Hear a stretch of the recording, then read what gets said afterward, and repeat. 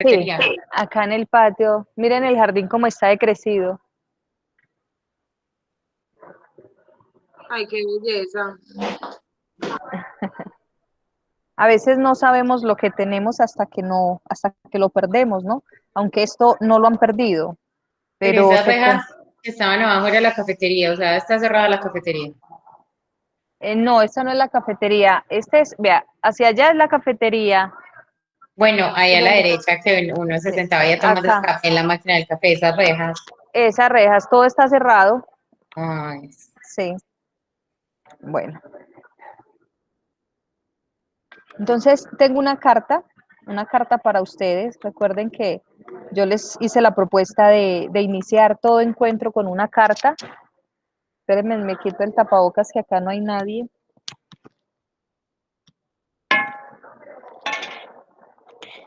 Esta carta la escribió Héctor Abad desde Asia y es carta a un amigo. Inicia. He tenido apenas, como parece ser cierto para todos los hombres, pocos amigos. ¿Qué es la amistad? ¿Existe verdaderamente la amistad? He oído muchas veces repetir estas preguntas, pero no sé qué contestación tengan. Creo que la amistad es el placer que existe de compartir con alguien alguna cosa, una idea, una fruta, una botella de vino, un pensamiento. Somos amigos de los que están alrededor nuestro, porque nos ayudan a compartir la vida. Somos amigos de nuestras esposas porque nos ayudan a compartir la responsabilidad del hogar. Somos amigos de nuestros compañeros de oficina, de nuestras secretarias, porque nos ayudan a una tarea común. Somos amigos de nuestros compañeros políticos porque nos ayudan o les ayudamos a triunfar. Pero ¿seremos capaces de ser amigos de alguien para todo? Depende de las circunstancias. Creo tener amigos a los que puedo confiarles todo, como tú. Tú me conoces tal como soy, sin la máscara que los griegos llaman persona, y de ahí la palabra personalidad. Todos nos ponemos una máscara y ni siquiera una, nos ponemos varias máscaras, de acuerdo a las otras máscaras que conocemos y a las circunstancias en que las conocemos. No he conocido a nadie que sea siempre el mismo para todos, en todo lugar y circunstancia. Cambiamos según con el que estemos, o pretendemos cambiar por lo menos. Dicen que a nosotros en ciertos aspectos nos conocen mucho mejor de lo que nosotros mismos nos conocemos. Y es porque tal vez queremos escondernos demasiado detrás de nuestra máscara sin lograrlo.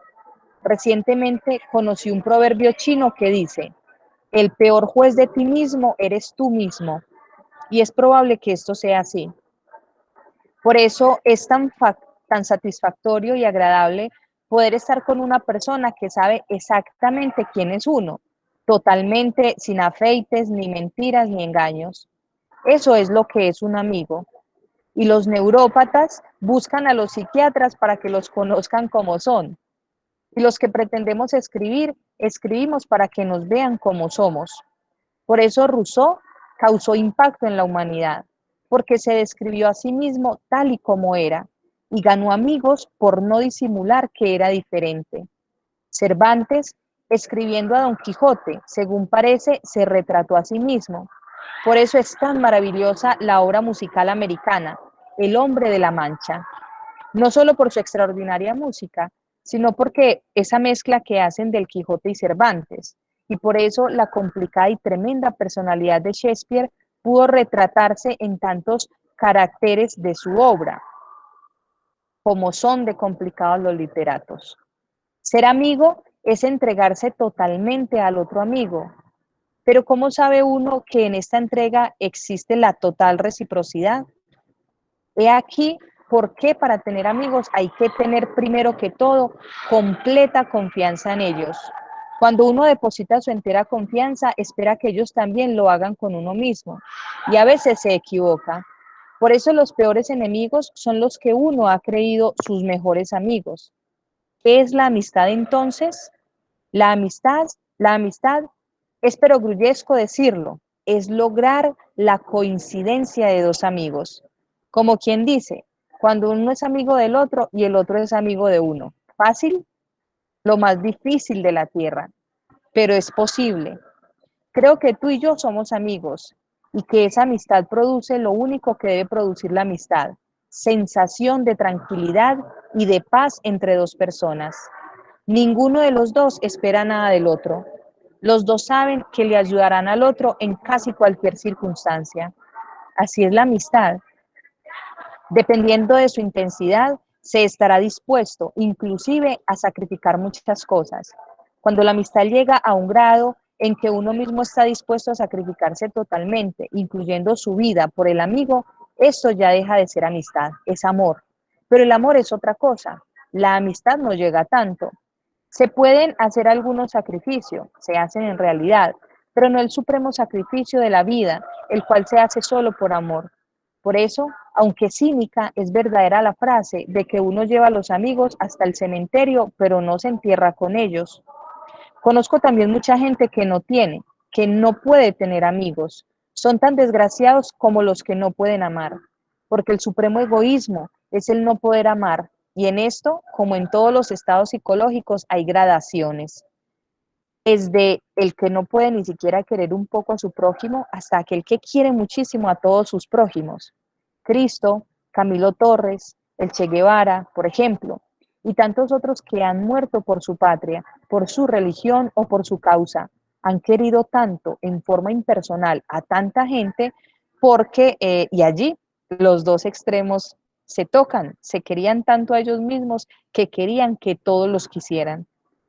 Eran capaces de querer hasta el exceso, a ellos mismos y a los demás. O tal vez despreciarse supremamente a sí mismos y querer a los demás. No sé. Es tan difícil juzgar a los hombres. Todos estamos inclinados a juzgar con ligereza a los demás. Cuando creemos conocer mucho a una persona, en realidad la conocemos poco. Como dicen los psicólogos, ni uno mismo siquiera se conoce totalmente.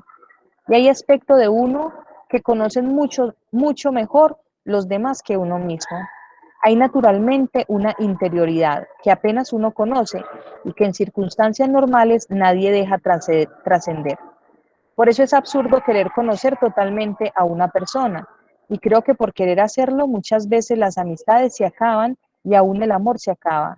Nadie puede pretender llegar hasta lo más profundo del alma de otro individuo. Uno puede mostrarse y se muestra, pero hasta cierto punto. De allí para adelante hay un secreto que no pertenece sino a uno mismo. Por eso también las dificultades entre familiares y entre amigos. Es frecuente, sobre todo en algunas culturas como la nuestra, la paisa, que las personas no respeten la intimidad del otro. En este respeto por la intimidad de los demás, otras culturas, como los británicos, llegan también al exceso. Se supone que nadie hable de sí mismo y se considera una muestra de malísima educación el que alguien le pregunte al otro sobre cosas que son o se consideran personales. En esto, como en casi todo, creo que debe haber un justo medio. Miren nuevamente a Héctor Abad, siempre haciendo alusión a su teoría mesopanómica, el justo medio. Hasta en el comportamiento con el otro, él hace ese recuerdo. Tiene que haber un justo medio. El modelo que pudiéramos hacer de una cultura ideal para el ser humano debería ser uno en el que no hubiera ni exceso de comunicación ni exceso de aislamiento. Ambos extremos son malos. Miren, ahí nuevamente reitera en su teoría mesopanómica. Cuando ustedes leen el texto de Héctor Abad, él dice, uno de los problemas fundamentales que tenemos en Colombia son los extremos fanatismos. Hay unos extremos fanatismos que son terribles. Y en esos extremos fanatismos es que no podemos llegar a caer. Y mire que lo trae hasta las relaciones más personales. Ni siquiera en la amistad. Siempre tiene que haber un justo medio. Continúo con la carta. Y como tú sabes, hay personalidades extrovertidas y personalidades introvertidas. Entre estos dos extremos está la mayoría de los humanos.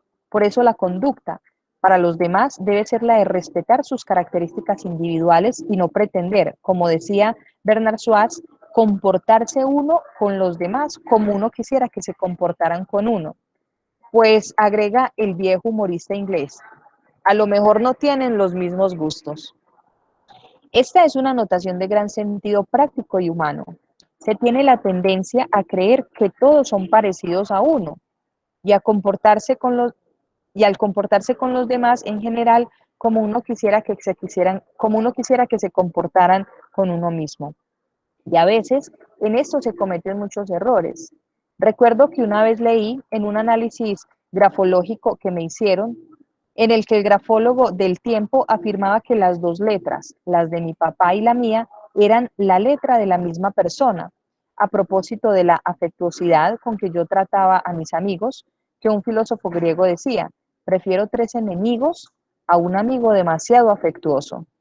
Y eso tendemos a olvidarlo algunas personas. A veces es uno demasiado cariñoso con ellos y esto, en vez de crear amistad, crea fastidio. Es difícil vivir con los demás, comunicarse con los demás, estar con los demás. Yo he descubierto que puedo hacer muchas amistades superficiales, pero que la amistad verdadera es demasiado difícil para mí. Por eso, nuestra amistad no ha sido tampoco como esas amistades que describen los libros. Es una amistad tranquila, nacida inesperadamente y que ha perdurado a través de los años. Tratemos de conservarla. No nos hagamos demasiadas exigencias el uno al otro. ¿Para qué? Ojalá nos descubramos, para que ojalá no descubramos el punto límite, el punto en el que se quiebra la amistad cuando se espera demasiado de ella. Creo que conservamos mejor nuestros amigos cuando no vivimos demasiado cerca y no esperamos demasiado de ellos. Esta es una de las pocas cosas que he aprendido en mi vida.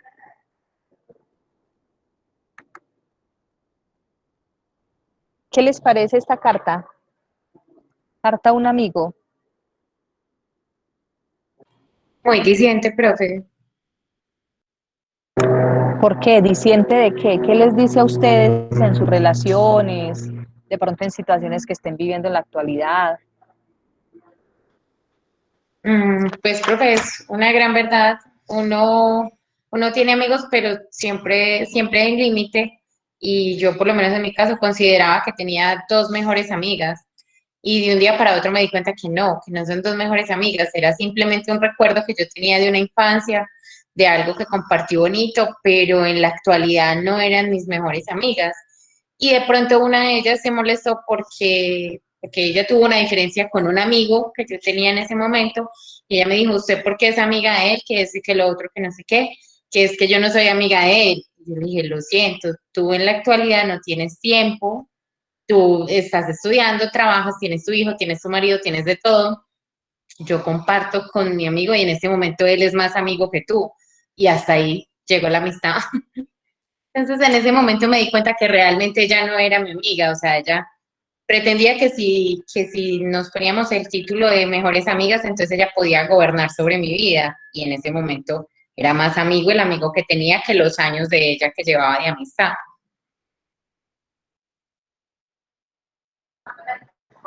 Sí, yo creo que todo es un aprendizaje.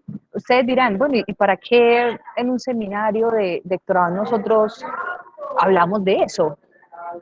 Y yo creo que acá hay un truco muy importante que tenemos que empezar a comprender. Héctor Abad, en sus tres facetas, educador, docente, tanto universitario como educador popular, pero también Héctor Abad como político, que es en el ámbito en el que lo estamos entendiendo en la actualidad, y Héctor Abad como salubrista. Ay, profe, la facultad, dice Vanessa, sí. Ya falta poco, chicos, falta poco. Por eso quería hacerles ese recorrido, porque falta poco. Sigan amando esta facultad, que ustedes llevan la estampa de esta facultad. Y bueno, en breve nos encontraremos, nos abrazaremos y volveremos a disfrutar de esta facultad.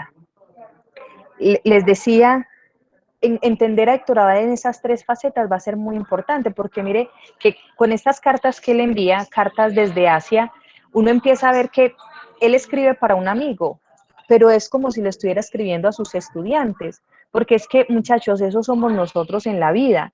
Ustedes no les entregan un diploma y dicen, ustedes son salubristas, con énfasis en ambiental o en administración o GESIS. Eh, Eso dice el diploma, pero ustedes en la vida no van a vivir solamente con ese título que les dan, porque ustedes van a estar llenos de gente, rodeados de gente en el trabajo, van a estar rodeados de gente en la familia, en los entornos donde salen a disfrutar, siempre vamos a estar rodeados. Entonces, al estar rodeados, necesitamos tener claridades sobre esas relaciones interpersonales. Entonces, miren que Héctor Abad, más allá de la cátedra que él daba de salud pública, cátedra que fue tan cuestionada en su momento por la iglesia, que cuando ustedes ven Cartas a una sombra, esa documental, película, novela que hace la nieta de Héctor Abad, él empieza a mostrar, cuando nos muestran ahí en esa película, cuando un sacerdote dice, señor Héctor Abad, ¿usted por qué no renuncia a la cátedra de salud pública, que es un foco del comunismo? ¿Cierto? Entonces él dice, usted es un comunista porque usted está pensando diferente a los demás. Y él lo que estaba pensando era, hombre, las mujeres tienen el derecho de planificar. Y eso en esa época era muy riesgoso pensarlo porque entonces la iglesia ya decía, pero este es un demonio, ¿cómo está incitando a las mujeres a que planifiquen?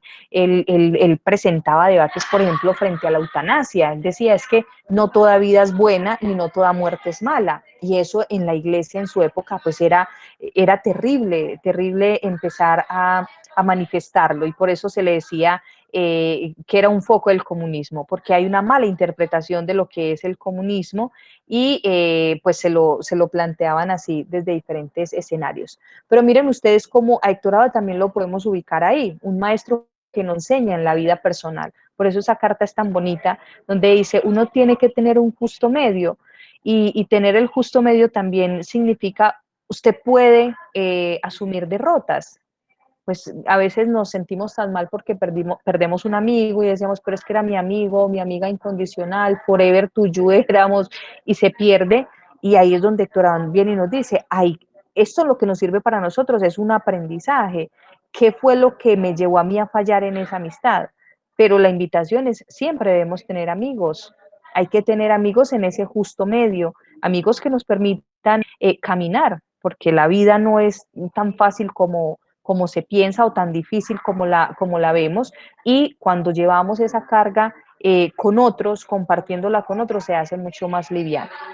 Bueno, entonces con esta bella carta y desde esta bella facultad quería darle la bienvenida a esta sesión sincrónica, escuchar preguntas. Ya en el canal de YouTube les subí videos de Héctor Abad como político. Esta semana voy a seguir subiendo más. Como político es, digamos, la mayor cantidad de videos que tenemos de él. Como político y como salubrista. Como educador se tienen muy pocas y por eso quiero hacer este ejercicio de leerle las cartas desde Asia, porque considero que él con esas cartas lo que está haciendo es también educación a través de la palabra y a través de su propia vida. Entonces, no sé si ya los han podido ver, si tienen preguntas, ya me empezaron a llegar videos de algunos de ustedes, los estoy guardando, también los estoy mirando y estoy comentándolos en el canal desde donde lo están subiendo. Entonces, bueno, abro micrófono para ustedes, para las preguntas que tengan, reflexiones.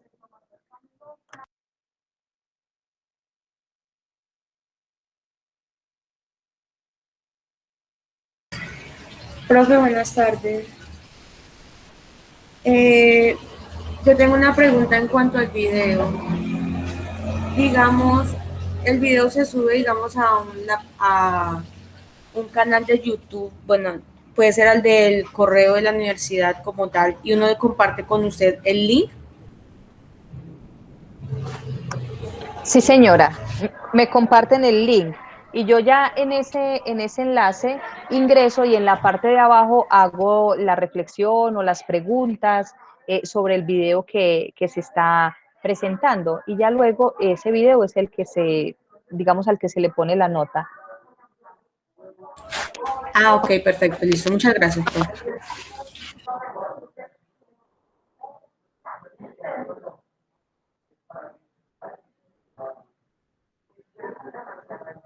¿Alguno ha podido avanzar viendo los videos de Héctor Abad como político?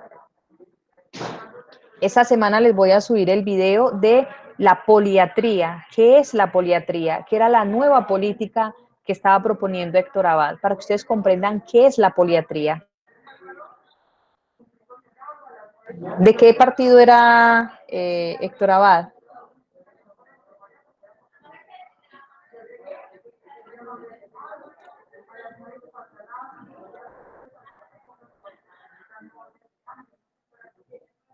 ¿Alguno ha podido ver, señora?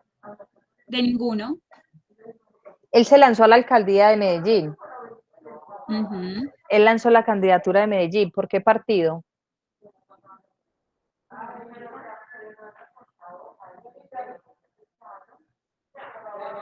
Liberal.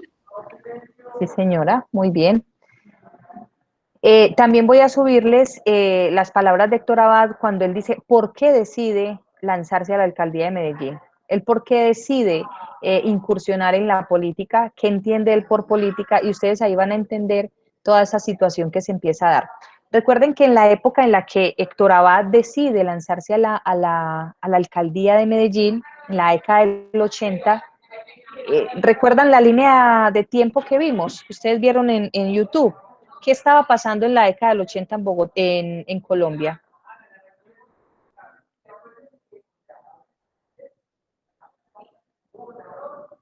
Pues profe, era el momento de la guerra de Pablo Escobar, los grandes asesinatos, cuando pagaban por las cabezas de los policías, todo eso, pues como la gran oleada de violencia de las bombas y todo eso. Esa fue un poquito más entrada a los 90, pero lo que pasa en el 80 es como el gran inicio de esa oleada del narcotráfico.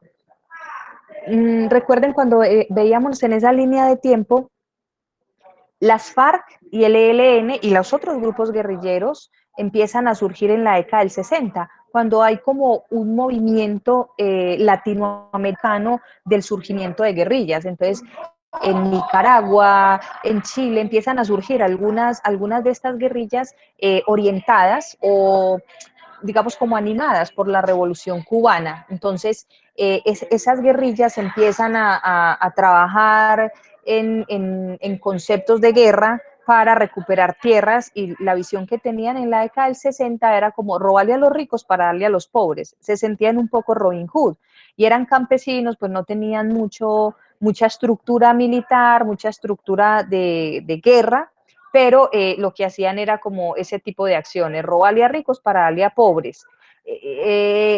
La guerrilla de las FARC inicia uno de los procesos de paz en la década de los 80.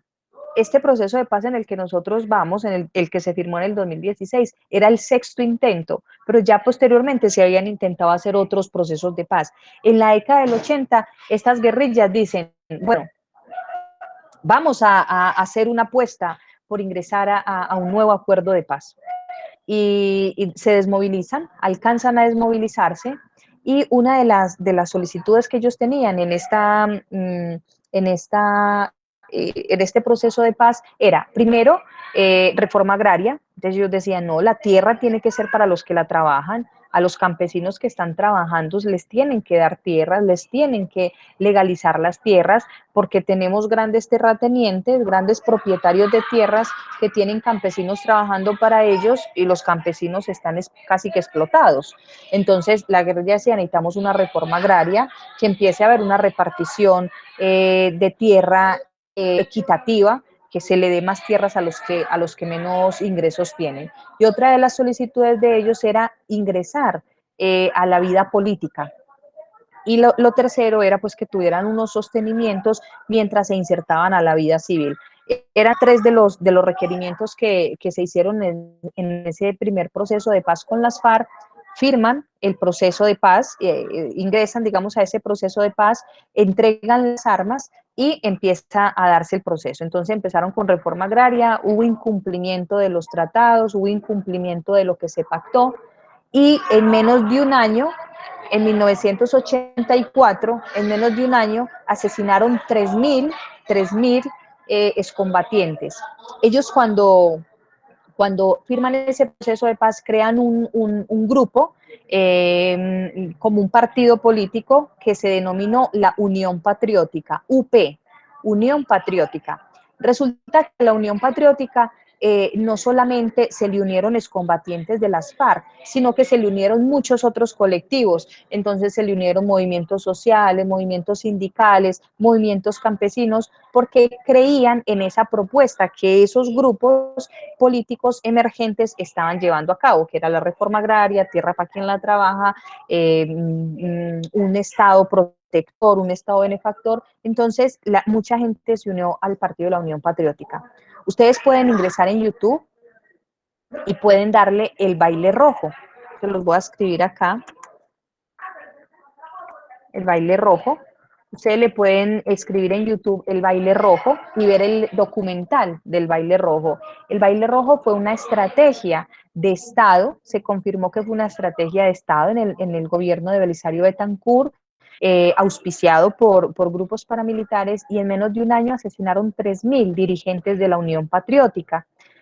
Cuando pasa eso, cuando empiezan a asesinar a los dirigentes de la Unión Patriótica, que eran excombatientes, pero también campesinos, estamos hablando de 3.000 personas en un año que fueron reconocidas, y que ya hay un fallo de la Corte Interamericana en la que dice, evidentemente el Estado sistemáticamente mandó matar a esas 3.000 personas. Ustedes pueden ver ese documental del baile rojo y les explican muy bien qué pasó con ese asesinato de esas 3.000 personas. Reconocidas por el Estado fueron 3.000, pero fueron muchas otras que asesinaron que nunca fueron reconocidas como este crimen o este exterminio, que así se le denomina, el exterminio de la Unión Patriótica. ¿Qué pasa? Que estos excombatientes que estaban allí en este proceso de paz dijeron no, nosotros nos salimos del proceso de paz. Se quiebra el proceso de paz y ahí es cuando Simón Trinidad, un guerrillero reconocido de esa época, él dice, hasta aquí llegó el proceso de paz, volvemos al monte porque el gobierno nos ha traicionado. Y cuando esa guerrilla vuelve al monte, cuando finalizan ese proceso de paz y deciden volver a armarse, esas guerrillas llegaron pobres porque entregaron armamento, entregaron todo, se quedaron sin nada, fueron traicionados en su voluntad, en la voluntad política que tenían de firmar ese proceso de paz, y como llegan pobres, ahí empieza, es como si usted tiene gasolina y le pone candela, pues eso va a explotar. Se estaba creciendo todo ese fenómeno del narcotráfico, la siembra de coca en diferentes regiones, entonces estas guerrillas necesitaban recoger dinero y ahí es cuando hay un incremento de la violencia tremenda en el país. A partir de 1985 hubo un pico enorme de violencia. ¿Por qué? Porque ya estas guerrillas empezaron a secuestrar, empezaron a pedir vacunas, empezaron a extorsionar, porque estaban recogiendo dinero para volverse a armar. Y ahí es cuando llega el narcotráfico, se une con esta problemática social y es donde se empieza a plantear.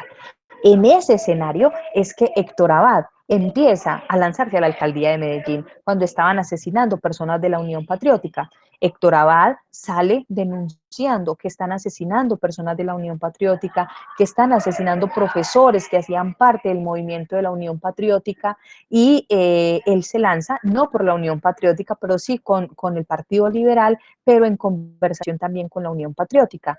Entonces, empiezan a decir, cualquier persona que hable del Partido Liberal o la Unión Patriótica son comunistas, porque se empieza a utilizar el concepto de comunismo, se empieza a utilizar mal.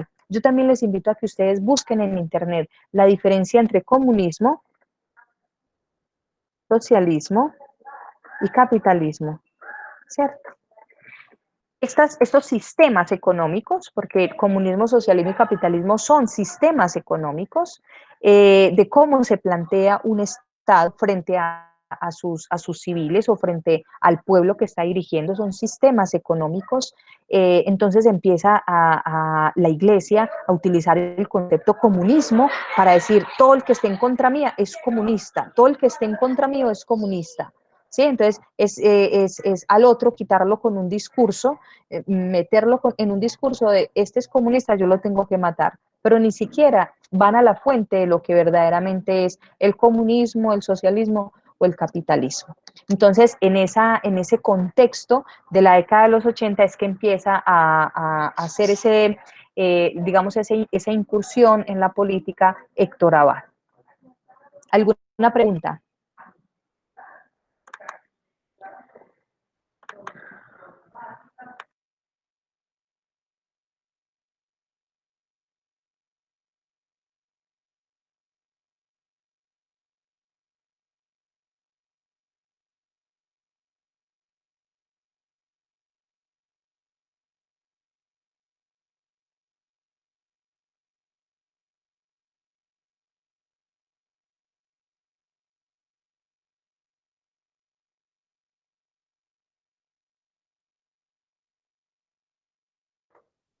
Bueno, yo prometí que no me iba a volver a estresar cuando no me hablaran, porque yo voy a ser creída y voy a decir, están pensando, están reflexionando sobre lo que les acabo de decir. Acabo de ponerles en el chat el enlace del baile rojo para que ustedes lo miren. Y miren, en ese escenario que ustedes van a ver en ese baile rojo, fue en el escenario en el que Héctor Abad empezó a postularse en la política y que eso pues le generó muchos riesgos y que seguramente eso también tuvo que ver con esa decisión del asesinato en contra del profe Héctor Abad. Bueno, no sé si tienen preguntas. En la página, Sara Valentina dice, profe, aparte de videos, el libro de Fundamentos Teóricos, ¿dónde más podemos encontrar información de Héctor Abad como político? Lo pueden encontrar en la red, lo pueden encontrar en la red, en Google. En la página de la Corporación Héctor Abad que les di, también hay un montón de información de prensa, historial de prensa, en el que Héctor Abad hablaba al Tiempo, al Espectador, a los periódicos del momento y hacía todo este proceso también como salubrista, como político y como educador. Entonces, también lo pueden buscar en la red. Yo lo que hago con los videos que les subo a YouTube es como el resumen del pensamiento de Héctor Abad, pero ustedes pueden encontrar a Héctor Abad como político en muchos documentos que hay también colgados en Internet. La mayoría de ellos están en la Corporación Héctor Abad. Corporación Héctor Abad Gómez, que en esa corporación tienen artículos de prensa, artículos de revista, programas de televisión, programas de radio en las que estuvo Héctor Abad. ¿Alguna pregunta? Profe, Sí. yo tengo una inquietud. ¿En algún momento se supo quién mandó a asesinar a Héctor Abad? Mira, eso es algo que todavía no se sabe. Cuando uno ve Cartas a una sombra, cuando uno ve Cartas a una sombra, cuando finaliza el documental están reunidos toda la familia, los hijos y la esposa. Y Héctor Abad Faciolince, el hijo, dice, y finalmente nunca supimos quién mandó a matar a mi papá. Entonces, por allá decía una, y miren, me encanta a mí mucho esa escena, porque eso es lo que es nuestra familia, así son nuestras familias. Mi papá, por ejemplo, es uribista, entonces, y me siento a hablar con él, y mi papá es uribista. Mi mamá todavía dice que ella no sabe quién votaría, ¿sí? Entonces, esas son las particularidades de las familias, y eso es lo bonito, que así pensemos diferentes, podamos sentarnos a comer y nos queramos, porque es que pensar diferente también es posible. Entonces, ustedes pueden ver en esa última escena de Cartas a una sombra que una de las hijas dice, a mí no me gustaría saber quién lo mandó matar. Y la otra dice, ay, a mí sí me gustaría saber, ¿cómo que no? Y ellos empiezan a decir, sin lugar a dudas, lo mandan a matar desde la derecha. Recuerden que en Colombia tenemos los de la derecha y los de la izquierda. Los de la derecha eran los ultraconservadores. A Héctor Abad lo asesinan grupos paramilitares. Lo asesinan grupos paramilitares y entonces uno empieza a decir, ¿quién dio la orden? O sea, ¿quién fue la persona que dijo? Héctor Abad tenía mucha gente que lo quería, mucha gente que lo valoraba, que lo admiraba, que lo respetaba, pero también tenía gente a la cual él le generó callo y le generó fastidio y le generó temor porque él cuestionaba muy fuertemente a políticos, y una de las denuncias que más hizo Héctor Abad fue las denuncias del batallón Bomboná. En el batallón Bomboná, por ahí por Buenos Aires, en la parte de arriba, se realizaron procesos de ejecuciones extrajudiciales terribles. ¿Qué es una ejecución extrajudicial? Que a personas, por ejemplo, los pillan robando. Toda persona tiene derecho a un juicio, así sepamos que es un ladrón, pero toda persona tiene derecho a defenderse y a estar frente a un juez para que le puedan imputar el cargo. Toda persona tiene derecho a eso y además hay una presunción de inocencia. ¿Qué es una ejecución extrajudicial? Que esta persona y hombre al robó. Entonces lo llevaban allá al batallón Bomboná y lo desaparecían. Entonces hubo pruebas que confirmaron que había tortura, que asesinaron un montón de gente y Héctor Abad denunció mucho eso. Entonces, como decía el hijo, seguramente un militar dijo, este profesor está denunciándonos. Él no lo mandó matar, quizás por allá otro dijo, vea, es que aquel está haciendo, es que aquel está haciendo otro, pero nunca se supo quién fue el autor intelectual del asesinato de Héctor Abad, nunca se supo. Se sabe que es de la derecha, se sabe que son grupos paramilitares que lo asesinaron porque él pensaba diferente, pero nunca se supo digamos, en últimas, quién fue la persona o las personas que deciden matarlo. Y además, cuando a Héctor Abad lo asesinan, él tenía en su bolsillo un listado de docentes de la universidad, un listado de docentes que eran objetivo militar para estos grupos. Y bueno, se les asesina, ustedes van a ver, cuando vean el baile rojo, van a ver el panorama político, social, económico que tenía el país y cómo en esa época asesinaron tantas personas por pensar diferente.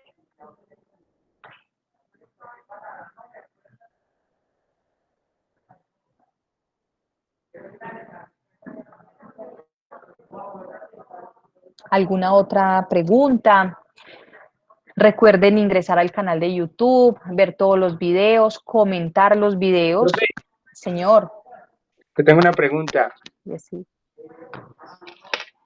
Profe, si mirando el asesinato de Turabal, pues uno no puede decir si era de derecha o de izquierda porque ya está muy estigmatizado que las personas que luchan por el medio ambiente, las personas que luchan por los derechos humanos, los catalogan mucho de izquierda. Yo quiero saber a qué se debe eso o desde cuándo. Pues no sé si tendrías la respuesta, que me deja muy inquietada esa cuestión. Muy bien, Yesid. Gracias por esa pregunta. Mira, históricamente se ha definido que la izquierda son los liberales y la derecha son los conservadores. En Colombia, la guerra bipartidista, cuando ustedes se encuentran, es que el país es bipartidista. ¿Qué es bipartidista? Que solamente hemos tenido dos partidos, el conservador y el liberal. En la década de los 70, la revolución cubana influyó mucho a Latinoamérica. Entonces, la revolución cubana, ¿qué era lo que estaban proponiendo? Propusieron un sistema económico que era el sistema comunista. ¿Qué es el comunismo? Para poderte explicar esto, Yesid, de pronto me voy a alargar un poquito en la explicación, pero me parece muy importante que tengamos esa claridad. Para poder entender derecha e izquierda, es muy importante entender comunismo, socialismo y capitalismo. El comunismo, el socialismo y el capitalismo son sistemas económicos de gobierno. En Cuba, en la Cuba del 64, cuando empieza la revolución cubana, el Che Guevara, Fidel Castro, Raúl Castro, que ingresan a Cuba y dan un golpe de Estado y empiezan a decir, este país de ahora en adelante va a ser comunista. ¿Qué es el comunismo? Para mí la mejor forma de explicar un sistema comunista es una comunidad religiosa de monjas. Las monjas viven en un sistema comunista. Miren ustedes, yo sé que todos están diciendo, monjas comunistas. ¿Por qué? Porque a nosotros nos metieron en la cabeza que el comunista es el de izquierda, ¿sí? Y eso no tiene que ver, solo que históricamente nos han metido eso en la cabeza y ya les voy a explicar por qué. Pero, ¿qué es el comunismo? Es un sistema de gobierno, un sistema económico de cómo gobierno yo. Para mí el mejor sistema comunista, para explicárselos a ustedes, es un convento, las monjas. Todas las monjas trabajan, por ejemplo, como profesoras, como financieras, en alguna empresa, ellas trabajan. Ese dinero que las monjas perciben, ellas no lo controlan. Esto es real. Las monjas no controlan la plata que se gana. A ellas les llega el salario y ese salario no es para ellas. Ese salario es para la comunidad. Si una monja tiene una herencia, no es para la monja, es para la comunidad. Eso sí, la comunidad se encarga de Vanessa dice que en El Espectador salió que Carlos Castaño fue el actor intelectual, pero tuvo que haber habido algo. O sea, perdónenme, acá hago ese paréntesis.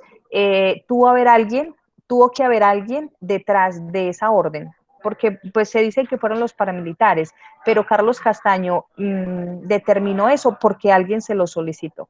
Alguien se lo tuvo que haber solicitado a él, porque él ni siquiera conocía a Héctor Abad, porque pues creo yo que no lo conocía, pero tuvo que haber habido alguien que Héctor Abad le había incomodado de manera más importante. Entonces, vuelvo, ese sistema comunista, las monjas trabajan mucho y a las monjas les dan un salario, pero ese salario no es para ellas, es para la comunidad.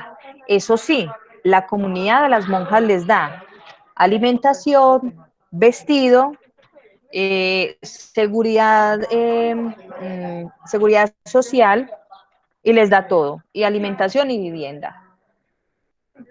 Ningún dinero que ellas puedan percibir es para ellas. Entonces, si ustedes tienen una tía monja, ella no les puede dar la liga. Esto se va a descargar. Profe, Ella no, ni les vayan a pedir la liga porque ellas plata no mantienen. Dime, es Angie. verdad. Por ejemplo, yo tengo una compañera pues del colegio que el tío de ella es sacerdote y también los manejan pues de ese modo. Viven en una casa sacerdotal y a ellos les dan pues la comida, alimentación y se dan los familiares ¿Me pueden también, prestar el pero cargador lo de que este? ellos trabajan Sí, te estoy no lo escuchando, reciben Angie. ellos directamente.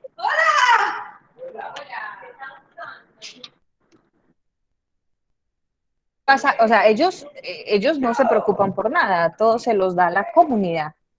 ¿Sí? Entonces, miren que esa es la mejor forma de explicar lo que es un sistema comunista. ¿Me están escuchando? Hostia. Sí, profe, sí se escucha. Sí, bueno. Esa es la mejor forma de uno explicar lo que es un sistema comunista. La comunidad me lo da todo, eso sí, yo no tengo libertad. ¿Libertad de qué? De saber en qué me voy a gastar la platica. Yo me tengo que poner los calzones que me diga la comunidad. ¿A qué tienen que ser eso? A que las medias velas eso. Miren, yo les cuento una experiencia.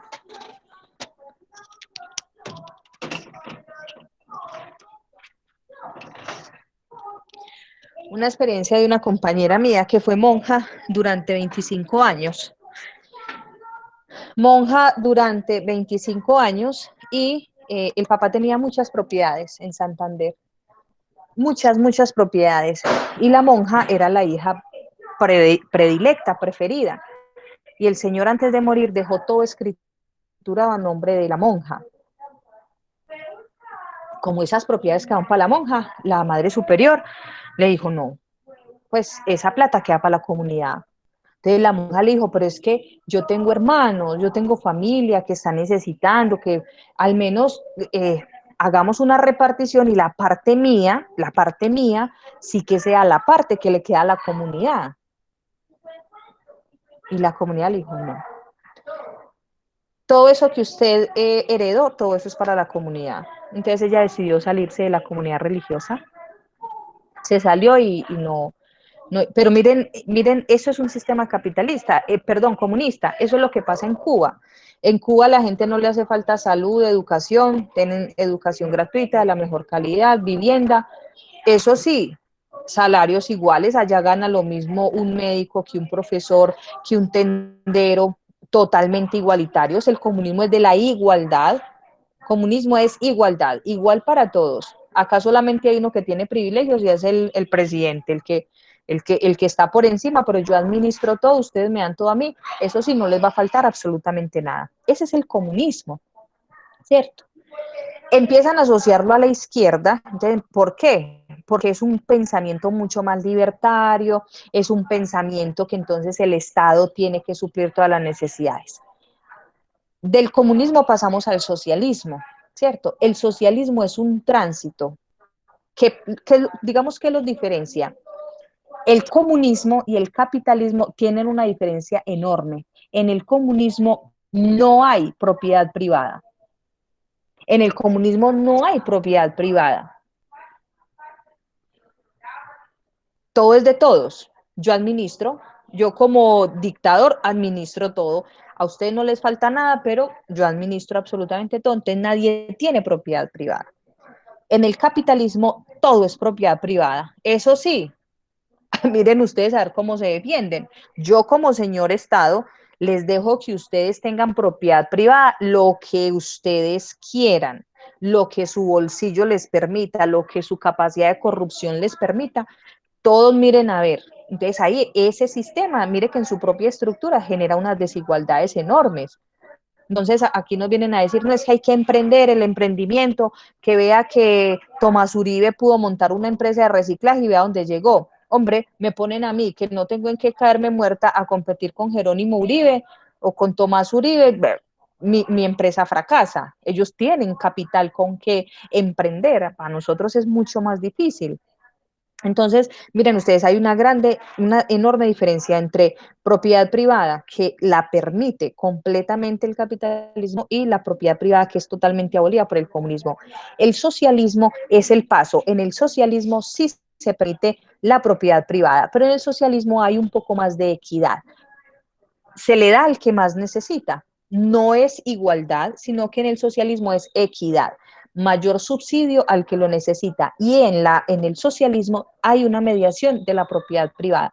Ustedes pueden tener propiedad privada, pero esa propiedad privada tiene unos límites. Y el límite es que si usted en el vecindario tiene otra persona que necesita, usted a esa otra persona la tiene que subsidiar, pero usted puede tener su propiedad privada. Para el socialismo, el ideal de sistema económico es el comunismo. El socialismo piensa que lo mejor sería el comunismo.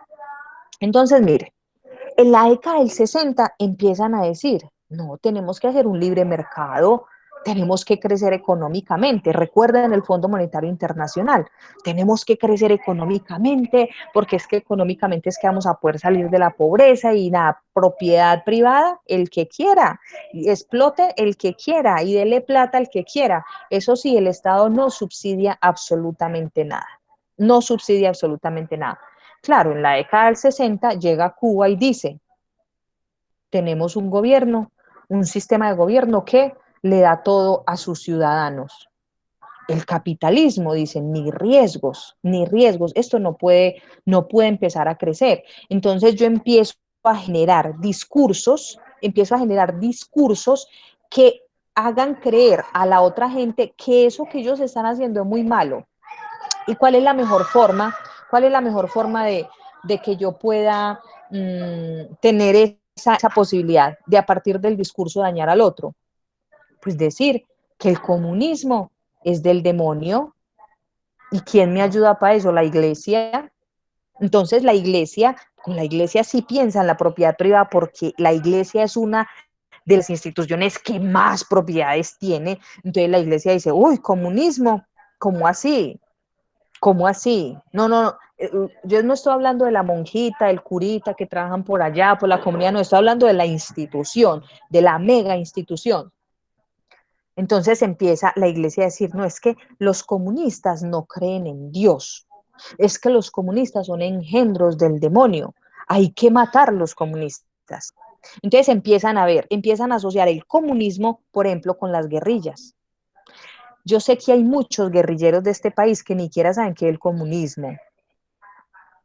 Hay muchos paramilitares que ellos no, yo creo que hasta pensarán como comunistas. Hay muchos paramilitares que hasta pensarán como comunistas. Hay muchos paramilitares que pensarán como capitalistas o como socialistas, porque no se tiene esa claridad. Y empieza a operar desde el discurso. Todo aquel que sea comunista es de izquierda, y todo el que es de izquierda es terrorista, y todo el que es de izquierda es guerrillero. Y claro, yo tengo en el panorama del país un discurso que hace pensar que todo guerrillero es asesino, violador, pone bomba, pone collares bomba, porque eso es lo que el medio nos ha empezado a enseñar. Gracias, Jessy, por hacer esta pregunta, porque yo les voy a explicar también cómo ha pasado, por ejemplo, con los árabes. ¿Se acuerdan en uno de los encuentros que yo les decía? Cuando yo les digo, estoy hablando muy duro. Perdón un momentico. Les estoy dañando la grabación. Ok, voy a intentar. Lo que pasa es que cuando me pongo los auriculares me meto en el rollo. Ya estoy acá finalizando. Diles que, listo. Qué pena, muchachos. Los tengo a ustedes aturdidos, pues que me emociono, me emociono. Mire, cuando yo les decía, venga, ustedes si yo les digo a ustedes árabe, ¿ustedes qué dicen? Entonces unos decían bomba, terroristas. Este concepto del árabe como terrorista empieza a surgir a partir del 2002, de la caída de las Torres Gemelas. Yo sé que ustedes están muy jóvenes, yo ya me veo muy viejita. En el 2002 caen las Torres Gemelas, se desploman las Torres Gemelas. Entonces empieza a decir, es que los árabes son unos terroristas y cualquier árabe que usted vea, esos árabes hay que matarlos. ¿Por qué? Porque son unos terroristas. Entonces empieza a plantearse una guerra preventiva en el mundo. Entonces, yo por prevenirlo, por cuidarlo a usted de un terrorista, yo le quito todos sus derechos. Por ejemplo, el derecho a la intimidad. Cuando usted llega a un aeropuerto de Estados Unidos, a usted lo pueden empelotar, le pueden meter la mano, lo que sea, porque es que prima el bien de la seguridad y por su seguridad yo interfiero en su intimidad. Yo lo esculco, yo lo reviso, yo hago lo que sea porque en bien de su seguridad, por el bien de su seguridad, yo interrumpo en su privacidad. Empieza a plantearse esto. Hay muchas, ustedes también pueden buscar en internet, hay muchas teorías que empiezan a plantear que lo de las Torres Gemelas fue un autoatentado.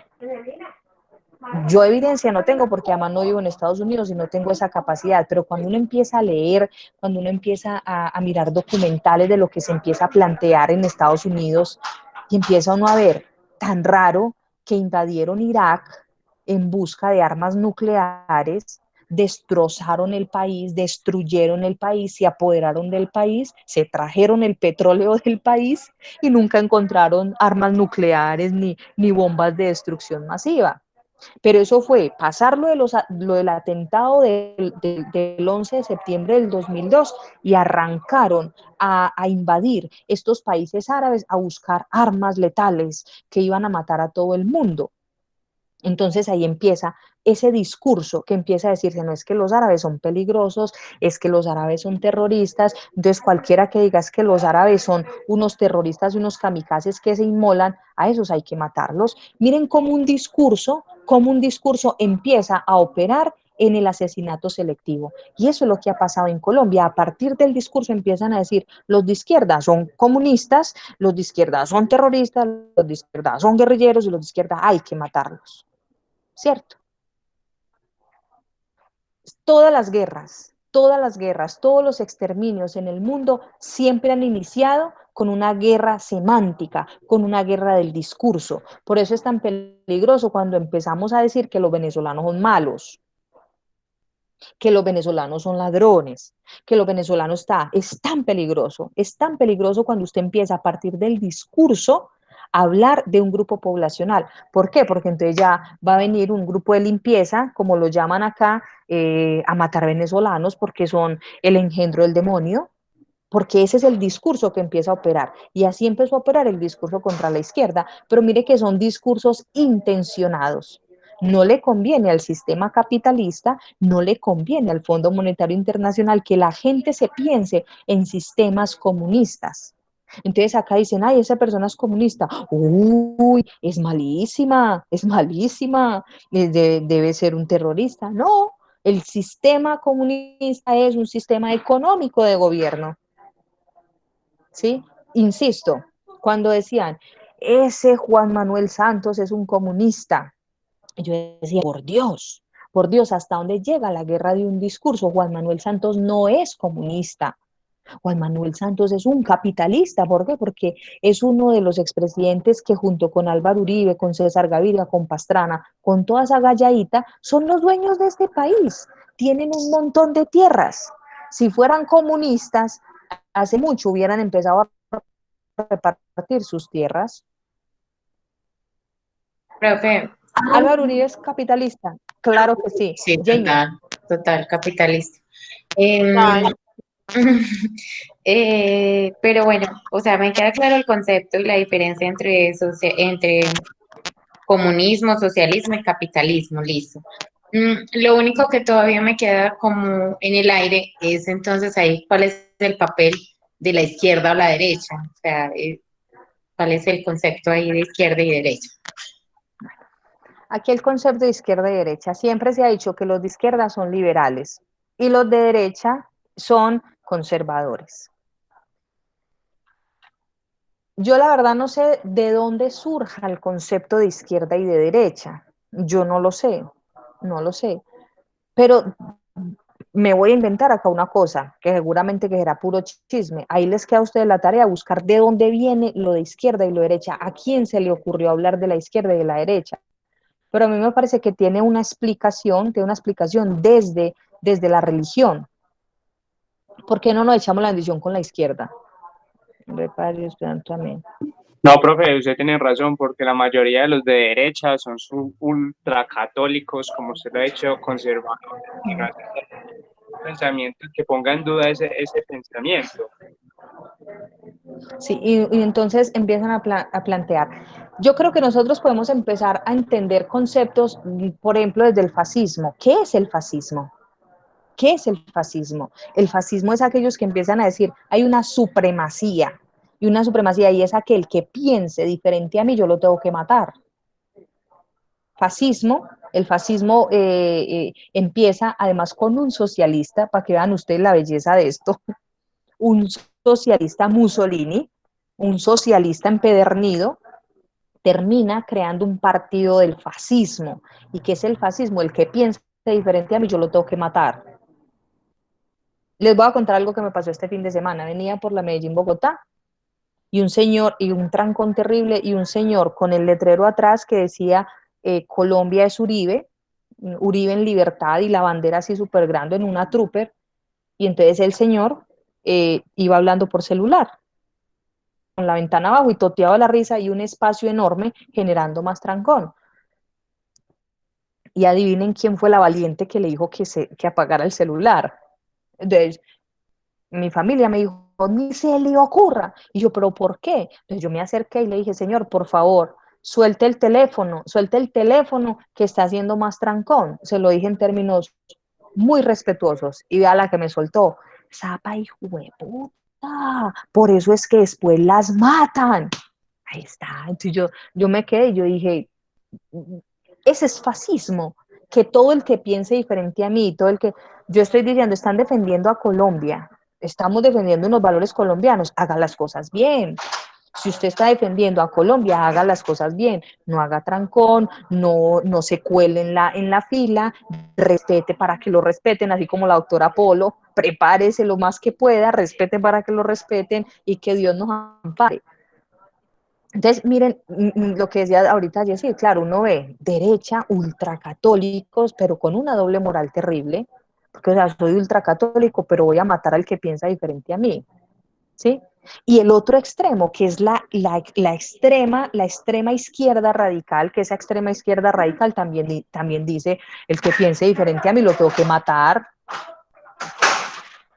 el que piense diferente a mí. Entonces, Profe, históricamente, y es que nomás eso perdóname ahí, de izquierda y derecha, en el país, ¿cómo entendemos la izquierda siempre han sido unas visiones mucho más liberales, tiradas al comunismo, tiradas a las libertades, y la derecha mucho más digamos, a la doctrina, más pegados a la norma, pero a una norma que es la que ellos quieren, no la que favorezca a la gente, sino a lo que ellos quieren. Entonces la creencia a la derecha siempre ha estado vinculada a la iglesia, y bueno, tiene que ver un poco desde ahí. Angie.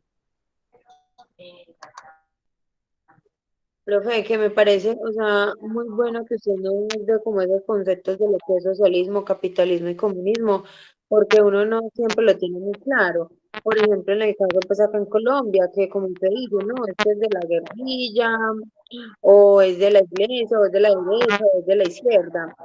Entonces, uno se da cuenta, pues, si realmente sabemos que Colombia es un estado totalmente, totalmente capitalista y que cuando tratan de proponer, por ejemplo, que sea comunista o socialista, ya la gente pinta eso como es que no, nos va con la guerrilla, ya esto va a estar mal gobernado, o el concepto más utilizado ahora, vamos a terminar como Venezuela, porque Eso ese es un es. concepto que utiliza mucho la gente sin tener, por ejemplo, la educación clara de lo que realmente es y ni siquiera, o sea, por ejemplo, en épocas de elecciones, uno siempre ve que la gente habla mucho cuando ni siquiera sabe los propuestas de realmente el presidente que quieren votar.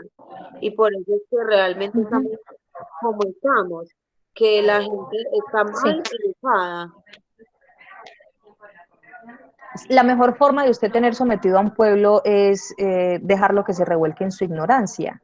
Es la mejor forma porque no hay nada más terrible que hablar con una persona que no sepa lo que es el comunismo, el socialismo y el capitalismo. Muchos colombianos migraron a Venezuela. Venezuela era el paraíso para los colombianos hace algún tiempo, cuando estaba Hugo Chávez, que estaba el socialismo a flor de piel, que todavía Estados Unidos no se había entrometido pues allá en el funcionamiento, todavía tenían petróleo, entonces tenían cómo superar ese bloqueo comercial que Estados Unidos lo tenía.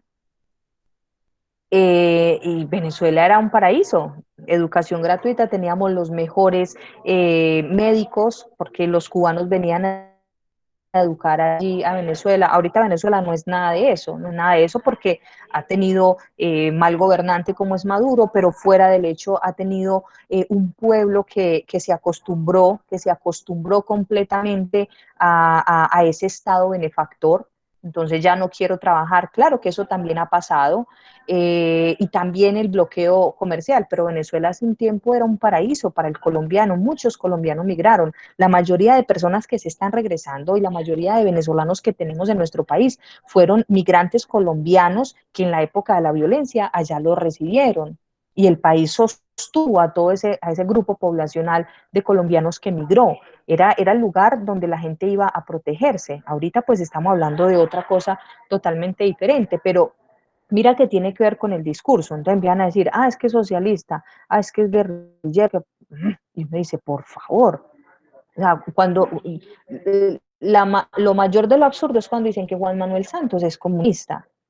Yo digo, pero un comunista más capitalista que este no puede haber en el mundo, con todo el montón de tierras que tiene, propiedades que tiene, y la gente es a partir del discurso, es a partir del discurso. Entonces dicen, es que este es como izquierda. Otro concepto despectivo que se ha utilizado es que este es un revolucionario. No es que los de la Universidad de Antioquia son unos revolucionarios, y eso tiene que ver, muchachos, con el discurso. ¿Cómo yo hago para detener eso que va creciendo? Y miren que todo esto viene de afuera, todo esto viene de afuera. ¿Ustedes creen que un paramilitar, un guerrillero, tienen claridad sobre estos conceptos? No, hay otros intereses. Ahí hay otros intereses. ¿Ustedes creen que Santrich, ¿cómo se llama este otro? Santrich, Timochenko, ¿ustedes creen que no Petro. tienen tierras? ¿Ustedes creen que no tienen tierras? Esa gente tiene un montón de tierras. Y en el proceso de paz nos dimos cuenta que tienen un montón de tierras. Entonces acá son un grupo de familias. Colombia tiene el Gini, que es el índice de medición de desigualdad de los países, el Gini más alto. Es un país supremamente desigual.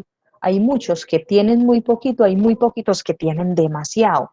Y esos poquitos que tienen demasiado son los que controlan los medios de comunicación, ¿sí? Ahí nos emboban viendo partidos. Entonces aquí Colombia somos todos cuando va a jugar la selección de Colombia, ¿sí? Pero pensarnos en un país diferente, no. Por eso es tan importante, chicos, la formación que ustedes tienen, la lectura, porque es que cuando uno lee, cuando uno entiende la historia, a uno se le abren los ojos y uno dice, ¡jue madre, ¿cómo así? Y tampoco es para que ustedes salgan de acá diciendo queremos ser comunistas. En nombre del comunismo se han cometido los peores crímenes de la historia en China, por ejemplo. ¿Cómo China llega a ser una potencia mundial? China es comunista, Rusia es comunista. ¿Cómo llegan a ser ese sistema de gobierno? A través de un sinnúmero de vulneraciones y de violaciones a los derechos de sus ciudadanos. Por ejemplo, en la década de los 70, en China se tuvieron que comer los niños, porque para poder hacerle competencia a esa gran potencia que era Estados Unidos, necesitaron empezar a fundir cobre, y funda cobre, y funda cobre. Todos los campesinos empezaron a fundir cobre para convertirse en potencia del cobre. Todo lo fundieron, hasta los utensilios, todo lo fundieron. Los campesinos dejaron de sembrar. Hubo una hambruna terrible en la década del 70 con Mao Zedong, y de esa hambruna tan terrible la gente tenía que comer los niños. ¿Cómo llegaron a ser como están ahorita los chinos? Vaya, miren ustedes en Rusia. ¿Sí? Entonces, significa, ¿cuál de los mejores sistemas de gobierno hay? Yo creo que más allá de un sistema de gobierno es el que gobierne. Uno ve en Cuba, claro, en Cuba hay muchas cosas que no funcionan. En Cuba hay muchas cosas que no funcionan, las libertades, y uno podría criticar muchas de las cosas que pasan en Cuba, pero uno va a ver en indicadores. UNESCO, Cuba tiene 0% de niños y niñas en situación de desnutrición. A nivel de educación, cobertura 100% a la población. Salud, cobertura. Y tienen un bloqueo comercial por parte de Estados Unidos. Alguna vez hubo una experiencia, lo vi en un documental, hubo 2 cubanos que secuestraron un avión con una granada y saliendo del aeropuerto allá de Cuba, un avión de estadounidenses. Los logran encarcelar y les van a hacer un juicio en Estados Unidos. Y Fidel Castro pidió ir a ese juicio. Dijo, déjenme ir al juicio de esos jóvenes. Y mostraron en el documental que vi, mostraron el juicio, cuando estaban en el juicio de estos jóvenes, y el presidente dijo, yo quisiera hacer unas preguntas a estos jóvenes. Y que Fidel se paró y que los jóvenes agacharon la mirada y que Fidel les preguntó, muchachos, ¿a ustedes les hizo falta educación en Cuba? Y le decía, no, comandante. Para mí esa imagen fue muy impactante porque ellos agachaban la cabeza y decían, no, comandante. Muchachos, ¿a ustedes les faltó alimentación? ¿Aguantaron hambre en algún momento de sus vidas? No, comandante. Salud. ¿Qué les hacía falta? ¿Tenían vivienda? ¿Les hizo falta algo de eso? No, comandante. Respóndanme ustedes por qué querían venirse para Estados Unidos, qué querían tener. Y los muchachos le dijeron, comandante, es que nosotros nos cansamos de vivir como pobres, nosotros queremos un carro, queremos tener una buena ropa, queremos tener lajas, queremos tener cómo comunicarnos. Y entonces Fidel Castro les dijo, bueno, eso no es culpa de ustedes, eso es culpa del sistema capitalista que los vuelve a ustedes consumidores de lo que no necesitan.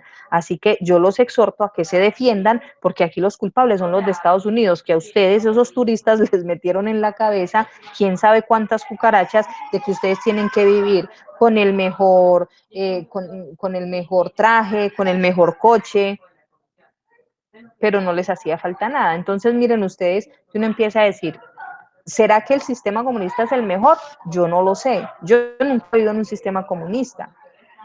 ¿Será que el socialista? Tampoco he vivido. Yo he vivido en un capitalista. Pero para mí el sistema capitalista es el más indigno, el más desigual y el más inequitativo que pueda existir, porque amplía la brecha, amplía la brecha. Hay un nuevo sistema económico que se está perfilando y que tiene desarrollos teóricos, que es el distributismo.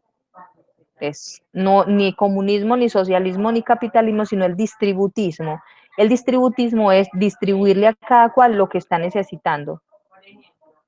Vamos a ver si alguna vez se nos llega a montar un presidente que le ponga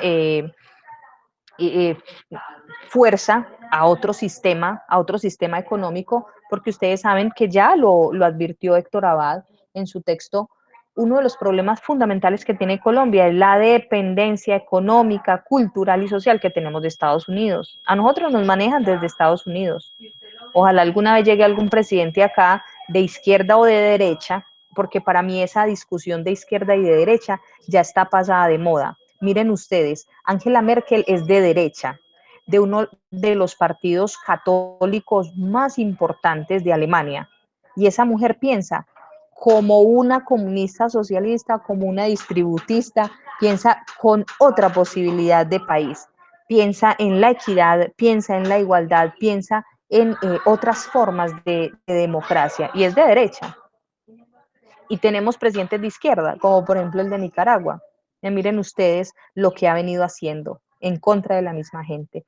Yo creo que ya la discusión no es si es de izquierda o de derecha. La discusión es, ¿usted es progresista? ¿Quiere progresar? ¿Quiere que su gente progrese? ¿O usted quiere seguir anclado en esa dependencia económica?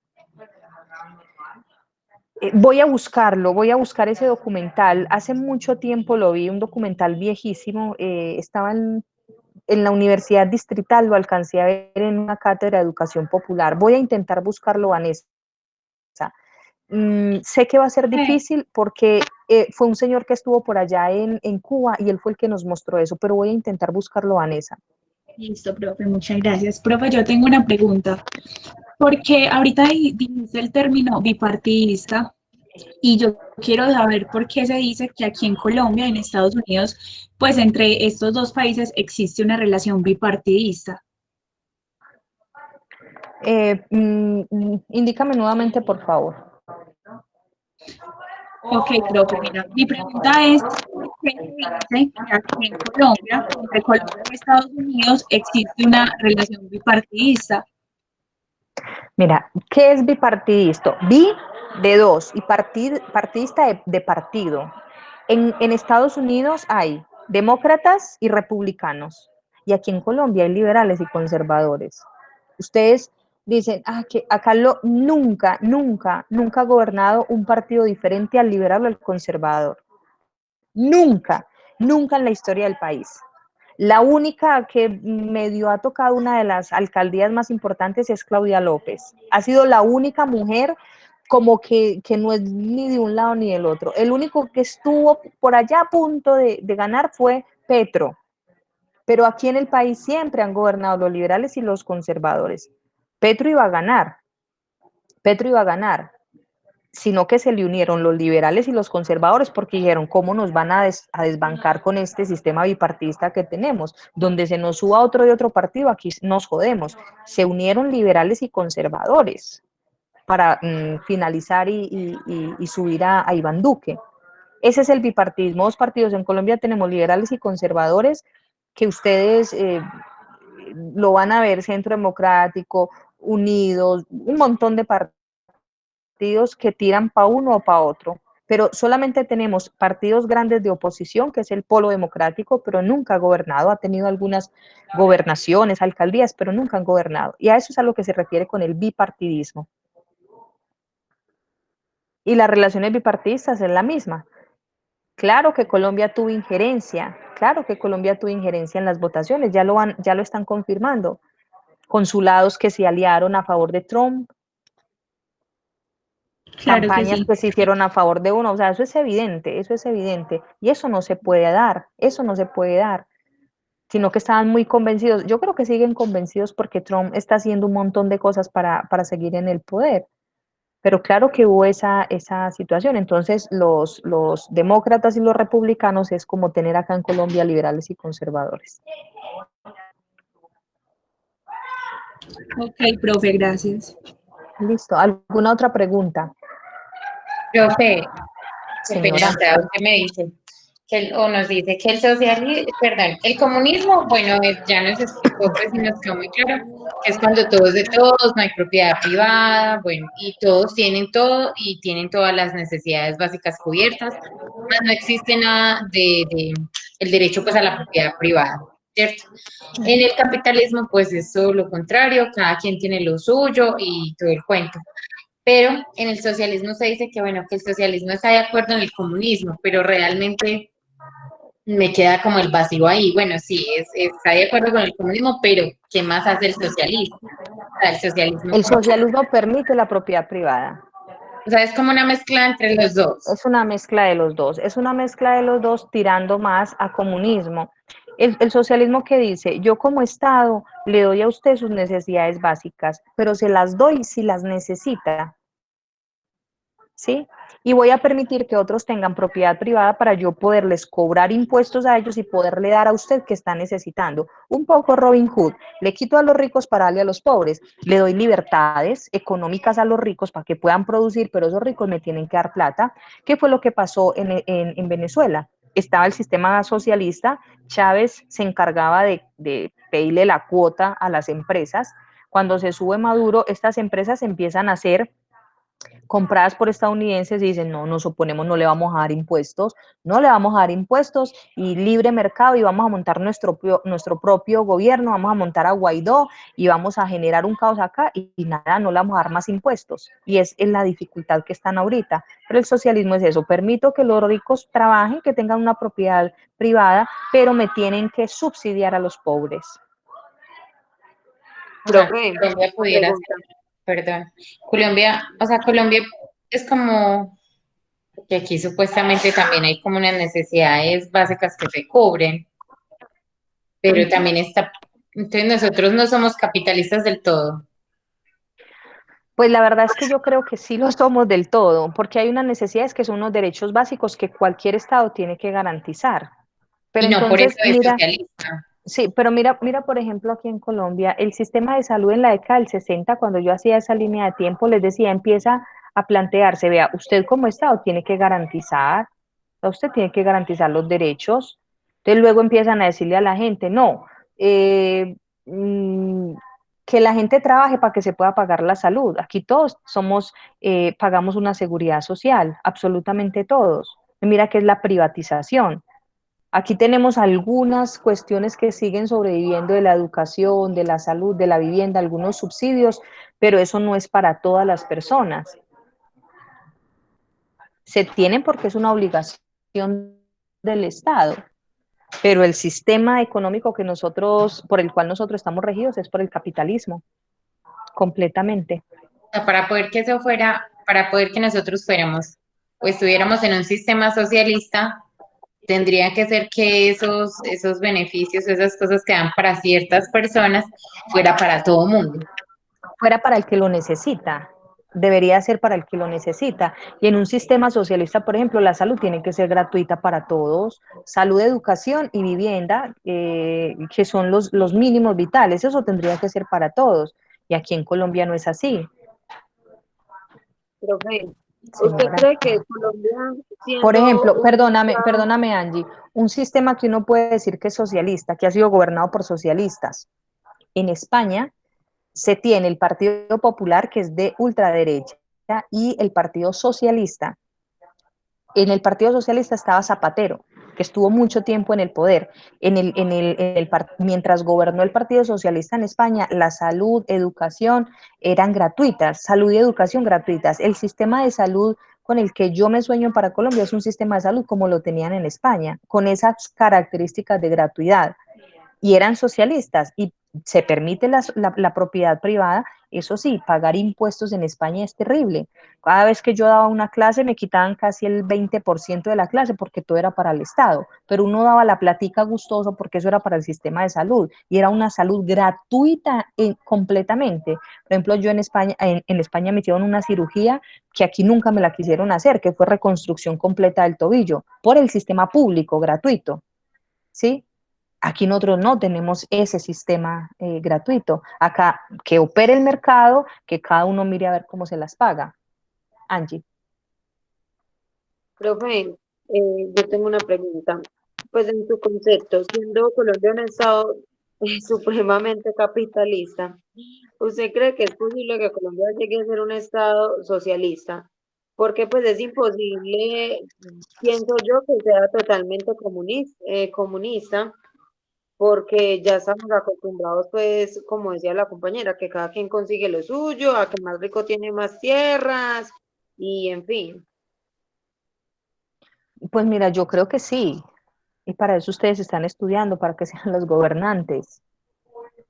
Que hay un camino enorme, claro, claro que hay un camino enorme. Primero, y el primero de estos es superar la polarización. Y lo segundo es que nosotros como colombianos nos unamos para que esos sistemas puedan ser posibles. Pero acá las personas que luchan por una salud pública, por una educación pública, son tildados de izquierda y hay que matarlos. La misma gente por la que uno está peleando, ¿no? Y yo a veces decía, pues yo acá, que vamos a hacer acciones de tutela, que el sistema de salud, salgamos a marchar, y la gente tildando a quienes marchamos, a quienes solicitamos que la salud y la educación sean bienes que tienen que ser garantizados por el Estado. Mira que no estamos pidiendo mayor cosa, salud y educación gratuitas. Yo me acuerdo cuando salíamos a marchar que decíamos, el pueblo lo dice y tiene la razón, primero lo primero, salud y educación. Ya está, no estamos pidiendo más nada, pero que la salud y la educación sean bienes públicos. Solo le estamos pidiendo eso al Estado. Si nosotros llegamos a tener salud y educación gratuitos, estaríamos hablando de un Estado social, socialista, un Estado que se preocupa por la salud y el bienestar de su población, pero también les deja libertades de capital, de producir, de propiedad privada. ¿Sí? Claro que tiene que ser posible, pero es posible mientras pasemos todas estas situaciones. El problema es que quienes están defendiendo esos dos derechos básicos, pues están siendo asesinados, estigmatizados. Pero mira que no es mucho lo que se le pide para que un país que su bastión de gobierno sea lo social, salud y educación, ya está. No más, no pedimos más. Y mire que esta pandemia nos dejó una lección enorme. Plata sí hay. Para la salud, plata sí hay. Y tiene que ver con la conciencia social. Una de las dificultades más grandes que tenemos en Colombia es que no tenemos conciencia de clase. Nosotros decimos, no, por ejemplo, yo les digo a ustedes, muchachos, ¿quiénes de acá son pobres? Entonces por allá uno dice, no, pobres, no, yo gracias a Dios tengo agua panelita para tomar, no, pobres, pobres esos que están por allá bajo los puentes. No, muchachos, nosotros hacemos parte de los pobres, porque ustedes están estudiando en una educación pública, que no es subsidiada del todo, que les toca trabajar, que les toca doblarse para hacer esto. Alguna vez tuve una experiencia con una estudiante que tuvo un accidente y se le partió el pie terriblemente en una moto. Entonces yo les hacía las preguntas, muchachos, ¿alguno de ustedes de acá es pobre? Y entonces me dijo la muchacha de la rodilla, no, profe, nosotros pobres, gracias a mi Dios, yo tengo agua panela. Yo siento que soy acomodada. Y yo le dije, ¿qué es eso de acomodada? No, profe, pues que estoy como ni rica ni pobre. Y yo le dije, a usted es una pobre, porque a usted ese pie le va a quedar torcido. ¿Cuánto lleva esperando que le hagan cirugía? Ay, profe, llevo 15 días y yo hace bien, está súper torcido, va a quedar usted con una dificultad enorme, que si no lo hace bien en terapia va a quedar con el pie torcido. Eso es pobreza, porque es que la pobreza es cuando yo no puedo acceder a un derecho básico, que es la educación y es la salud. Y claro que tiene que ser posible, muchachos. Más allá de socialismo, de política, no. Porque es que el comunismo, el socialismo, se encargó, la iglesia y el sistema global capitalista y el Fondo Monetario Internacional y todos sus aliados se encargan de estigmatizar. Es que el socialista es malo, es un guerrillero, es un delincuente, es un terrorista que hay que matar. No. ¿Qué buscamos para el país? Buscamos un país, un Estado que sea social, un Estado social de derecho. Eso es lo que buscamos, que nuestro Estado sea un Estado social de derecho. ¿Qué significa? Que nos garantice lo mínimo. Lo mínimo que es salud y educación. Y lo más importante, que por pedir salud y educación no te quiten la vida. ¿Qué estaba pidiendo Héctor Abad? Salud y educación. Más salud. Héctor Abad lo que hacía era denunciar porque la gente no tenía salud. Y era un amante de la educación pública. No me pide más nada. No estamos pidiendo, como en China, que los niños los adoctrinan de tal manera que van con un libro rojo, que es el manifiesto comunista. y es casi su Biblia. Acá no estamos pidiendo nada de esas cosas, estamos pidiendo lo mínimo, que es salud y educación. ¿Alguna pregunta, muchachos? Que yo sé que ya están cansados. Según los estudios, el nivel atencional en la virtualidad es de 30 minutos. Ya llevamos 90 minutos. ¿Alguna pregunta? Profe, no, pregunta no, sino como que deja mucho que reflexionar toda la información, porque de alguna forma uno sigue siendo muy inocente por la falta de, no sé,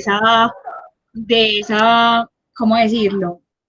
Mm, bueno, sí, por esa falta como de curiosidad o de entender un poco más su contexto y la historia no solo de su país, sino del mundo, como para uno tener claro por qué estamos viviendo como estamos viviendo, qué son nuestros sistemas y demás. Entonces uno queda con una reflexión de que le falta mucho, de que le falta mucho por conocer y mucho por entender. Eso es lo más importante, que con esta clase ustedes digan, ve, qué rico leer. Si ustedes a partir de esta clase dicen, ve, qué rico ver ese documental que la profe dijo, ve, qué rico ver eso del baile rojo, yo me siento feliz, porque entre más nosotros podamos conocer, muchachos, si nosotros no entendemos la historia del país, no la vamos a poder comprender, porque desde que yo les insistía mucho a los muchachos, cuando salían a marchar, y la pancarta era tombos y hueputas, y yo decía, pero por eso marchamos. No marchamos porque un policía, la mamá trabaja en otro lado. No se marcha por eso. No podemos marchar en contra de nuestra gente. Nosotros deberíamos marchar a favor de lo que nos tiene que unir. ¿Y que nos tiene que unir? La salud y la educación. No pedimos más. No pedimos más. No pedimos que Álvaro Uribe se dé un pico con Petro. No pedimos que Duque se lo dé con Robledo. No, simplemente salud y educación. Eso es lo que nos tiene que unir como colombianos. Y qué rico que todos nos pudiéramos unir como colombianos.